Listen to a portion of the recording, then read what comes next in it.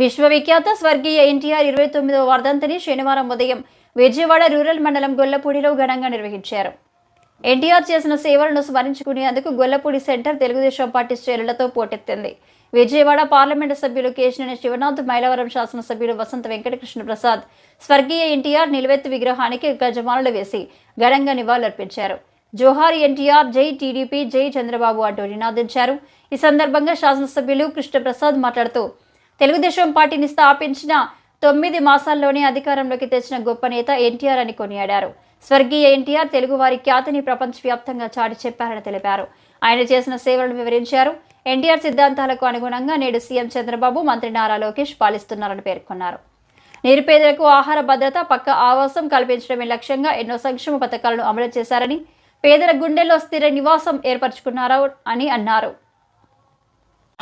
ఈ రోజు అన్న నందమూరి తారక రామారావు గారి 29వ వర్ధంతి సందర్భంగా మనం అందరం కలవటం జరిగింది.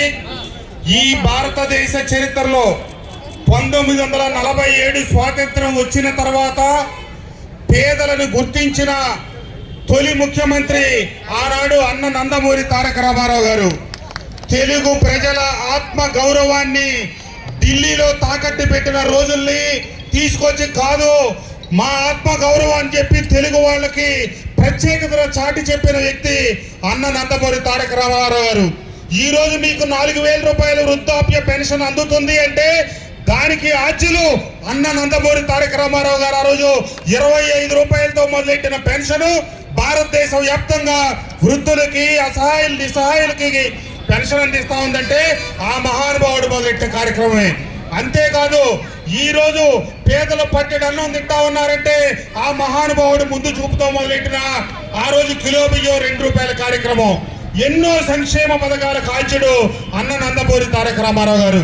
అంతేకాదు భూమిలో, ఆకాశంలో సగం హక్కు మహిళలకు ఉంది.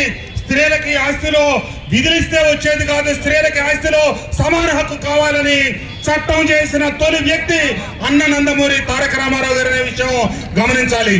అంతేకాకుండా బడుగు బలహీన వర్గాలకి చట్టసభలలో 33% రిజర్వేషన్ కల్పించి ఈ రోజు అణగారిన వర్గాలు చట్టసభల్లో ప్రవేశించారంటే నందమూరి తారక రామారావు గారి పుణ్యమే అనే విషయాన్ని గమనించాలి. ఆయన ఎన్ని రోజులు ముఖ్యమంత్రిగా ఉన్నారనేది కాకుండా ఎన్ని వ్యవస్థలకి శ్రీకారం చుట్టారు.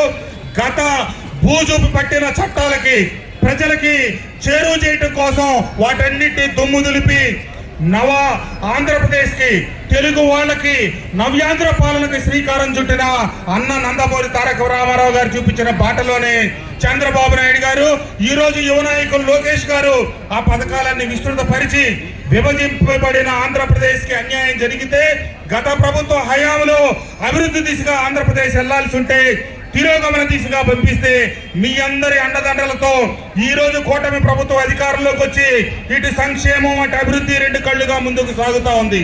మన ప్రాంతం పురోభివృద్ధి సాధించబోతా ఉంది. నిన్నే చంద్రబాబు నాయుడు గారి నాయకత్వంలో పట్టణ ప్రాంత ప్రజలకి 2 సెంట్లు, గ్రామీణ ప్రాంతం వాళ్ళకి 3 సెంట్లు, ఎవరికైతే ఇంటి పట్టాలు ఇవ్వలేదో వాళ్ళందరికీ అతి త్వరలో ఇచ్చేటట్టుగా కార్యాచరణ మొదలవుతా ఉందని చెప్పి తెలియజేస్తూ తప్పకుండా ఈ 29వ వర్ధంతి సందర్భంగా ఆ మహానుభావుడు ఏవైతే సంక్షేమ అభివృద్ధి కార్యక్రమాలకి శ్రీకారం చుట్టారో వారి అడుగుజాడల్లో నడుస్తామని, వారి అడుగుజాడల్లో నడుస్తూ వారు చూపించిన మార్గంలో పేదలకి అండగా ఉంటూ ఈ ప్రాంతాన్ని అభివృద్ధి చేయటమే ఆ మహానుభావుడికి మనం ఇచ్చే అసలైన నివాళి అని చెప్పి తెలియజేస్తూ తప్పకుండా మేమందరం కట్టుబడి ఈ గొల్లపూడి గ్రామం అన్న ఎన్టీ రామారావు గారికి ఇష్టమైన గ్రామం అని మన పద్మశేఖర్ గారు, సుబ్బారావు గారు చెప్పారు. కాబట్టి ఈ కొద్ది కాలంలోనే 4,70,00,000 రూపాయలు పెట్టి గ్రామంలో రోడ్లు కావచ్చు, డ్రైన్లు కావచ్చు, అభివృద్ధి కార్యక్రమాలు ప్రారంభించాం.